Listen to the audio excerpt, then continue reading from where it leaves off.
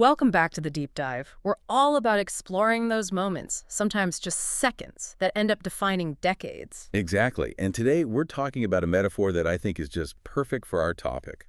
The dam. The dam. Think about history as this massive high-pressure dam. For years, even decades, the water is rising behind it. And that water is, all the political tension, the economic grievances, the slow, crushing buildup of pressure. And it builds, but the structure holds. Yeah. Until it doesn't. And that's our focus. Not the slow buildup, but the crack. The single moment that bursts the system and unleashes a flood that completely reshapes the landscape. And the crack we're examining today happened over one secret weekend in August 1971. Our deep dive mission is to get you up to speed, rapidly and thoroughly, on this absolute pivot point of modern finance. The weekend of August 13th to the 15th, 1971. The water, that rising pressure, was the slow mounting crisis on U.S. gold reserves. A crisis that had really been building since 1944. And the crack. That was the secret meeting at Camp David. A handful of men deciding the fate of the global economy. Which then unleashes the flood. And that flood is, well, it's the birth of the floating exchange rate system we all live with today. It's the reason for the explosion in global trade, but also for a lot of the economic turmoil that followed. So we have a pretty clear blueprint for you on this one. First, we're going to explore those decades of rising pressure. Why was the Bretton Woods system doomed from the start? Then, part two, we go inside Camp David. We're going to look at the high-stakes debate, the personalities, and the historical near-miss that could have sent us down a completely different path. And finally, we'll trace those consequences, the Nixon shock, and how it shaped the economy you're living in right now. So let's start with that rising water. To really grasp how monumental the 1971 decision was, you have to understand the structure that it shattered. Okay, so let's set the stage. We have to rewind the clock, almost 30 years, back to 1944. That's right. July 1944, in New Hampshire, at the Bretton Woods Conference. You have to picture the scene. The world is still at war, but the Allies can see the end is in sight. And they're trying to avoid the mistakes of the past, right? The chaos of the 1930s. Absolutely. The main objective was stability, above all else. The 1930s were defined by what they called competitive devaluations. What does that mean, exactly? It's basically countries trying to cheat their way to an export advantage. You intentionally weaken your currency, it makes your goods cheaper abroad, and you hope to boost your economy at your neighbor's expense. And it just leads to chaos, trade wars, political tension. Total chaos.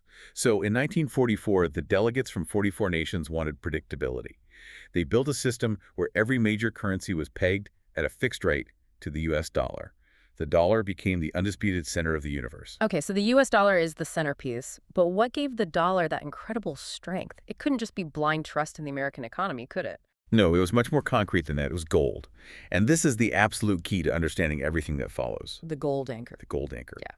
The U.S. government made a formal, binding promise to every other central bank in the world. And that promise was, you can exchange your U.S. dollar reserves for physical gold at a fixed price. $35 per troy ounce? $35. That was the magic number. That promise was the bedrock of credibility for the entire global system. It governed international finance for almost 3 decades. So the stability of the entire post-war economy, this incredible boom period, it all rested on the U.S. government keeping that one promise. On paper, that sounds rock solid. So where's the flaw? Why couldn't it last? Well, it couldn't last because there was a contradiction baked right into the DNA of the system itself. It's something economists call the Triffin dilemma. We don't need the jargon, just the idea. Right. Forget the name, just think about the mechanics. For the dollar to work as the world's reserve currency, the U.S. had to supply dollars to the rest of the world. To grease the wheels of global trade and investment. Exactly. As the global economy exploded in the 50s and 60s, the world needed more and more dollars. And the only way for the U.S. to supply them was to run a balance of payments deficit. So sending more dollars out into the world than it was taking in. Correct. Yeah. And that's the trap. Wait, I think I see it. If you have to keep pumping more and more dollars into the world to keep the system running, aren't you simultaneously undermining the very thing that makes the dollar credible? It's gold backing. Every new dollar you print makes the total pile of gold back in Fort Knox smaller by comparison. You've got it. That is the fundamental, inescapable structural flaw. In the early days, right after the war, it was fine. The U.S. held something like 2/3 of the world's gold reserves. The promise was totally credible. But over time, as more dollars circulated and the U.S. gold stock slowly dwindled, that promise became less and less believable. Precisely. And this is where the work of economic historians like Michael Bordo is so important.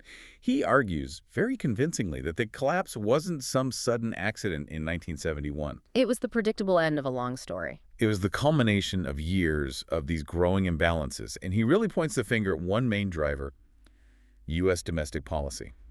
Now, this is where it gets really fascinating. What specific policies created this immense pressure on the system? 2 words: guns and butter. The Vietnam War and the Great Society. That's it. In the mid to late 60s, the U.S. was financing 2 enormous concurrent national efforts: the skyrocketing military costs of the war in Vietnam, and at the same time, President Johnson's massive domestic spending on the Great Society programs. And the crucial part is how they were paid for, or rather, how they weren't paid for. They weren't financed with tax increases.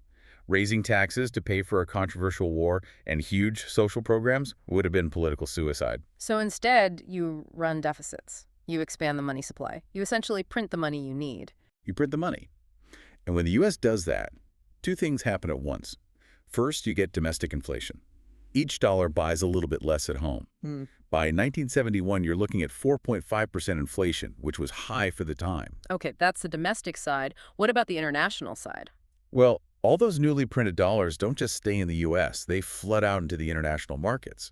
And foreign central banks in, say, Germany or Japan suddenly find themselves holding more and more of these U.S. dollars. Dollars that are losing their value because of U.S. inflation. Exactly.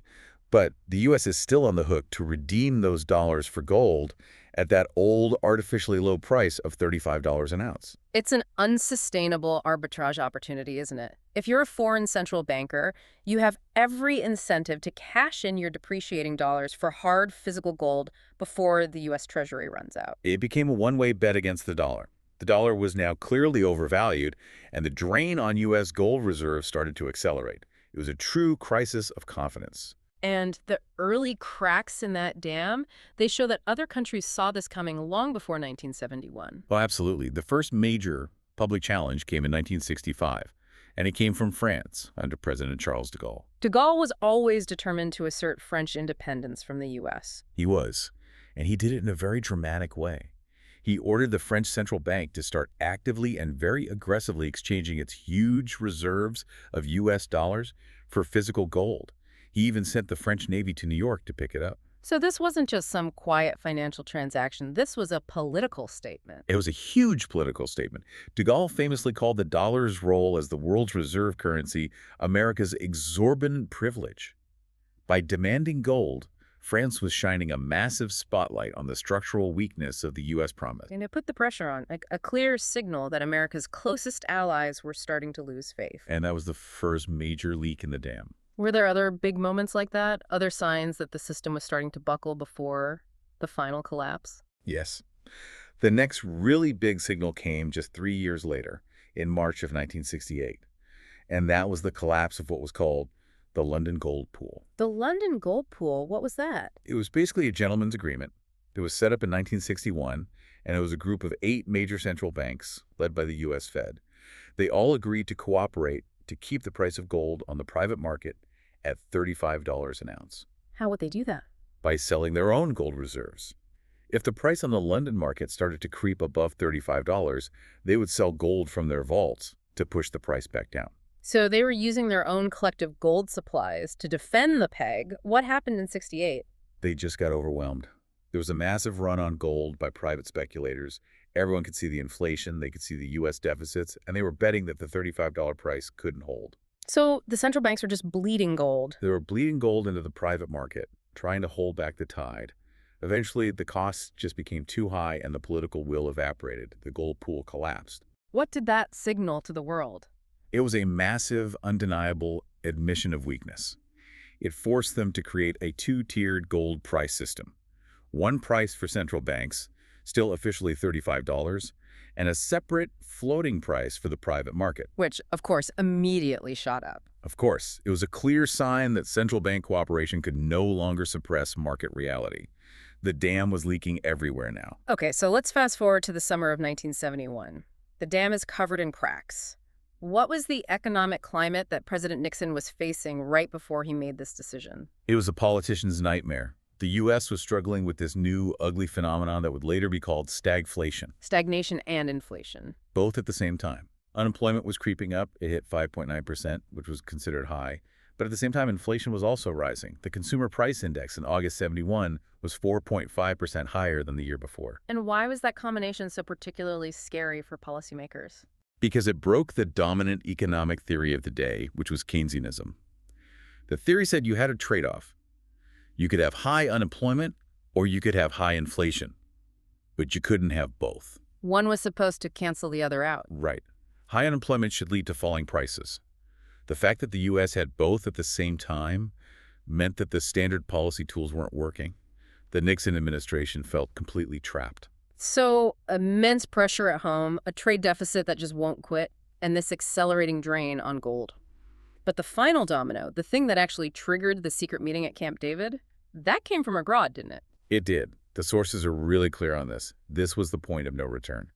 Just a few days before the meeting, on August 9th, 1971, Switzerland took a dramatic step. Switzerland, the bedrock of financial stability. Exactly. Switzerland, a neutral, financially conservative nation, suspended the convertibility of the Swiss franc into gold. Why was that such a big deal? Because if even the Swiss were losing confidence and breaking their link to gold, it was an undeniable signal that a full-blown currency crisis was underway. Everyone knew the U.S. dollar, the linchpin of the whole system, was next. A catastrophic run on the remaining U.S. gold reserves was now not just possible, but imminent. It was. So the decision that we're about to explore, it wasn't some spur-of-the-moment whim. Is the end result of decades of structural flaws, inflationary spending, and a final, sudden collapse of international confidence. The water had reached the top of the dam. That's the key takeaway here. The Camp David meeting was, in a way, inevitable. The only question left was how the U.S. would choose to manage the final, spectacular collapse. And now we pivot. We move from the decades of pressure to the intense micro-drama of a single weekend. We're going inside the room. This is where history becomes so human. The secrecy, the clashing personalities, the sheer weight of the decision they were about to make. And the secrecy was absolute, wasn't it? It had to be. This was the decision that was planned in a complete bubble. Any leak to the press, or, more importantly, to the global financial markets, would have caused immediate worldwide panic. So the location was key. Camp David, the presidential retreat in Maryland. From Friday, August 13th to Sunday, August 15th, 1971. It was command center totally isolated from the world that they were about to fundamentally reshape. And who was in that room? Who are the handful of men who were given the task of redrawing the map of global finance in 72 hours? It was a remarkably small and incredibly powerful inner circle gathered around President Richard Nixon. You had John Connally, the Treasury Secretary? Right. John B. Connally, Jr., a big, swaggering Texan Democrat, known for being incredibly decisive and, frankly, a bit of a bulldozer. Then you have George Shultz? George P. Shultz, who was the director of the Office of Management Budget, a former economist, a future Secretary of State, and a true believer in free markets. And on the other side of the table, you have the voice of the establishment. The voice of orthodoxy. The powerful chairman of the Federal Reserve, Arthur F. Burns. A cautious, traditional central banker. And finally, the technical expert. Paul A. Volcker, the Undersecretary of the Treasury for Monetary Affairs. The tall, cigar-smoking details guy who would, of course, go on to become a legendary Fed chairman himself. That is just an immense concentration of economic power in one cabin. And what's so incredible and what makes this deep dive possible is that we have a window into what happened. We have the White House tapes that Nixon secretly recorded, and we have detailed memoirs from the participants, especially from Volcker and Shultz. It gives us this candid, behind-the-scenes look. And those sources, like Jeffrey Garton's book, 3 Days at Camp David, they paint a picture of a really fierce debate. This was not a smooth consensus-building exercise. Not at all. It was a battle of ideas, a battle over the fundamental nature of money and the role of government in the economy. So it was not a foregone conclusion that they would just sever the link to gold. There was a real fight over the soul of the system. Let's focus on that, on the historical near miss. The conservative alternative. Exactly. Who was championing that, and what did it look like? The champion of the old guard, of trying to preserve the system, was Fed Chairman Arthur Burns. He argued, apparently quite passionately, against the radical step of closing the gold window. What was his big fear? Why was he so determined to save a system that was so clearly breaking? Burns feared chaos. Ah. Specifically, he feared two things: uncontrollable, spiraling inflation, and a complete loss of fiscal discipline in Washington. Explain that. How did the gold link enforce discipline? He saw the gold anchor, as much pressure as it was under, as the only real external constraint on the U.S. government. It forced Congress and the president to at least pretend to care about deficits because they knew there was a real-world consequence: losing gold. So if you remove that anchor... If you remove that anchor, Burns believed, the politicians would have no reason not to run endless deficits to pay for whatever they wanted. He basically predicted the high inflation of the 1970s. For him, this wasn't just a technical monetary change. It was like taking the guardrails off a cliffside road. So what was his plan? What was the conservative path? His path was a managed adjustment. He proposed implementing temporary capital controls to stop the bleeding of gold immediately.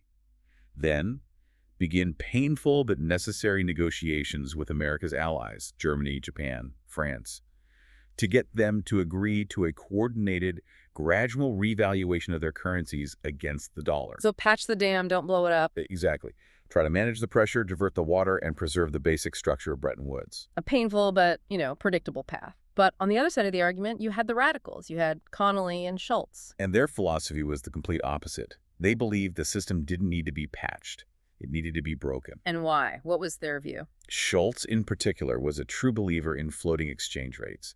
His memoir makes it clear. He felt the gold standard was an archaic constraint that was strangling international trade and forcing the U.S. into these unsustainable positions. So they saw the pressure on the dollar not as a threat, but as a long overdue market signal. Yes. They believed the system should just be allowed to work. Let currencies find their own value based on supply and demand, on market forces, not on some arbitrary promise made back in 1944. And Connolly brought the political muscle to that argument. Connolly added the swagger. He urged Nixon to be bold, to act unilaterally, and to use the crisis as leverage to force other countries to accept a new American-led reality. His attitude was famously, "It's our currency, but it's your problem." So you have these two completely irreconcilable positions. Was the debate just an academic one? Not at all. The accounts describe it as marathon sessions, emotionally charged, stretching for hours across the 3 days. Volcker wrote about the immense tension. Because the stakes were so incredibly high. Unimaginably high. If this shock action backfired, the U.S. would be blamed for destroying the global financial order. It could have triggered a worldwide depression. It truly came down to the wire. And the world we live in today hinged entirely on President Nixon in that secluded cabin, overruling his own Federal Reserve chairman and choosing the radical, high-risk option. The decision was anything but unanimous. It really is astounding when you think about it. The basic architecture of our modern economy wasn't some inevitable evolution. It was redrawn by that handful of men in that one room over one weekend. And in the end, Nixon sided with Connolly and Schultz. He chose the shock. He decided to unilaterally implement his new economic policy, with the absolute centerpiece being the immediate, stunning severance of the dollar's link to gold. The dam cracked, and now we have to trace the path of the flood. So the decision is made in secret on Sunday, August 15th, but the way they rolled it out was pure political theater, calculated for maximum shock and control. The timing was absolutely everything. The world found out all at once when President Nixon went on national television at 9:00 p.m. Eastern Time that Sunday night. Why Sunday night at 9 p.m.? Because the markets were closed. It was a deliberate financial strategy. Hit the world with this bombshell when nobody can trade. It prevented an immediate, chaotic, global panic sell of the dollar. It gave governments around the world a few precious hours to absorb the news before their markets opened on Monday morning. And how did Nixon frame this? How do you sell the public on the idea that you're tearing up the foundation of the global economy? Well, he was a master of political skin. If you read the transcript of that speech, he presents the move not as an admission of failure, but as a bold, patriotic act. He frames it as a temporary measure. Right. That's the key word he uses, a temporary measure. It was designed, he said, to protect the hardworking American and the U.S. dollar from international speculators. He basically created an external enemy. Greedy foreigners attacking the dollar. Exactly. The key quote from the address is, "I have directed Secretary Connolly to suspend temporarily the convertibility of the dollar into gold." That word temporarily gave him crucial political cover. But everyone in that room at Camp David knew it was permanent. Every informed central banker in the world knew it was permanent. The Bretton Woods system was dead the second he finished that sentence. Okay, before we get into the details of the new policy, we have to tackle a really common misconception. The word default. Yeah. Did the U.S. default on its debt that night? That is such a crucial point to clarify. And the answer is no. The U.S. did not default on its financial obligations. So it continued to pay its debts. Every single one, in U.S. dollars. What it did was break a foundational monetary promise of the Bretton Woods system. The promise to exchange dollars for gold at a fixed rate for foreign governments. It's a critical distinction. The U.S. didn't default on its debts. It unilaterally changed the rules of the monetary game. A breach of a covenant, not a failure to pay. That's a huge difference. Okay, so let's break down the new economic policy that he announced. It was more than just closing the gold window, wasn't it? It was a three-pronged attack. Here's a comprehensive package designed to shock the system from every angle, both at home and abroad. So pillar one is the big one, closing the gold window. The shock itself. By suspending convertibility, the U.S. instantly vaporized the foundation of the system. It effectively told the world that all those dollar reserves they held were now fiat currency. Backed only by the full faith and credit of the U.S. government, not a pile of gold. Exactly. This immediately forced every other currency in the world into a crisis. They were all pegged to the dollar, and now the dollar was unmoored. They had to either dramatically revalue or float alongside it. And then there was the big domestic shock, designed to calm fears at home. That was pillar two, the wage and price freeze. Nixon announced a stunning 90-day freeze on all wages and prices across the entire U.S. economy. A Republican president imposing Soviet-style price controls. That's incredible. It was a staggering move, especially in peacetime, but it was a necessary part of the package. Why was it so necessary? Because you have to remember Arthur Burns' great fear that cutting the link to gold would unleash rampant inflation. By imposing the freeze, Nixon was trying to preemptively crush those inflationary expectations, stop panic buying, stabilize public morale, and just buy himself 90 days of breathing room while the international situation was sorted out. A control mechanism. And then there was pillar three, the aggressive international move. The 10% import surcharge. It's vital to understand what this really was. Nixon announced a new temporary 10% tax on pretty much all goods imported into the United States. But it wasn't really about raising tax revenue, was it? Not at all. The analysis from economists like Douglas Irwin is very clear on this. The surcharge was a weapon. It was a bargaining chip. It was Connolly's sledgehammer. How does that work? How is a tax a bargaining chip? Well, remember, the whole problem was that the U.S. dollar was overvalued. That made foreign goods, Japanese cars, German machines artificially cheap in the U.S. and fueled the trade deficit. Right. By slapping a 10% surcharge on those goods, the U.S. instantly made them 10% more expensive overnight. It was a direct economic attack on America's biggest trading partners. So the U.S. was essentially creating immediate, massive economic pain for its allies to force them to the negotiating table. That's exactly what it was. The message was brutal and clear. We've devalued our currency. Now you must formally revalue your currencies upward against the dollar. And if you don't, we will keep this punitive 10% tax in place and crush your export industries. It was economic warfare, basically. Used to force a currency realignment that should have happened years before, but was prevented by the rigid system. It was the stick, Yeah. a very big stick. And the three pillars together, the gold shock, the domestic freeze, the import surcharge, that was the package. Yeah. A single, swift, brutal stroke. But that shock immediately led to a scramble to try and put things back together, didn't it? An attempt to salvage the fixed-rate system. It did. The immediate aftermath led to the Smithsonian Agreement in December of 1971. The world's major economies got together at the Smithsonian Institution in Washington. And they tried to put the genie back in the bottle. They did. They agreed on a new set of fixed exchange rates. The dollar was officially devalued against other currencies. Nixon famously called it the most significant monetary agreement in the history of the world. No, it was a temporary patch at best. It only held for a little over a year. The underlying market pressures were just too strong. The system was fundamentally broken. So when did the Bretton Woods era officially die? The official time of death is March 1973. That's when all the major world currencies finally abandoned the new pegs and began to float freely against each other. The old world was gone for good. And that brings us right up to today, to the financial world we all live in. What is the permanent, transformative legacy of that one weekend at Camp David? Well, the biggest legacy is the system of floating exchange rates. Every single international transaction today, the price of oil, the value of your currency when you travel abroad, it all operates on this system born in 1971.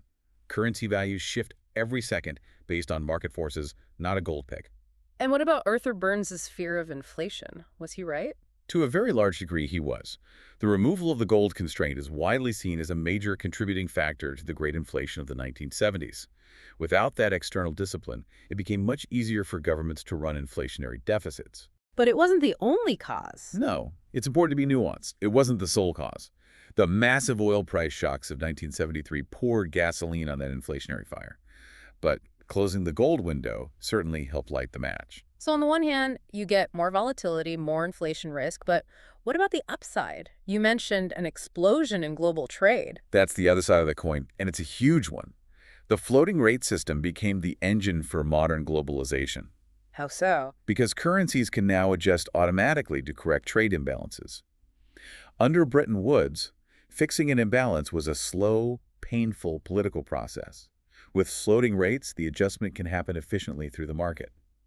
This flexibility, while messy, allowed for a level of international commerce that the rigid old system never could have supported. So we traded certainty for flexibility, and the result is the massive, complex, interconnected global economy we have now, all of it born from a secret meeting over a single weekend. A powerful, complex, and, as we'll discuss, often fragile legacy that still dictates so much of our economic lives today. So, after all that, what does this mean for you, the listener? We started this deep dive with the idea of history as a high-pressure dam. Decades of pressure building up, and then a sudden, system-altering crack. And I think the most profound implication here is realizing that the very architecture of our modern global economy, it wasn't inevitable. It wasn't some slow, natural evolution. It was redrawn by a handful of men, by Nixon, Connolly, Schultz, Burns, and Volcker, in a single room over one weekend. The sheer power and responsibility concentrated in that moment is just staggering to think about. It really is. And we talked about the historical near miss, how close Arthur Burns came to convincing Nixon to take the other path, the conservative path of controls and negotiation. That was the hinge point. If Nixon had sided with Burns, the 1970s and beyond would have looked vastly different. Probably a world with more capital controls, less free-flowing trade, a totally different global landscape. And it forces us to recognize something fundamental about the systems we all rely on. That they are often the result of these concentrated, high-stakes decisions made under immense and often hidden pressure.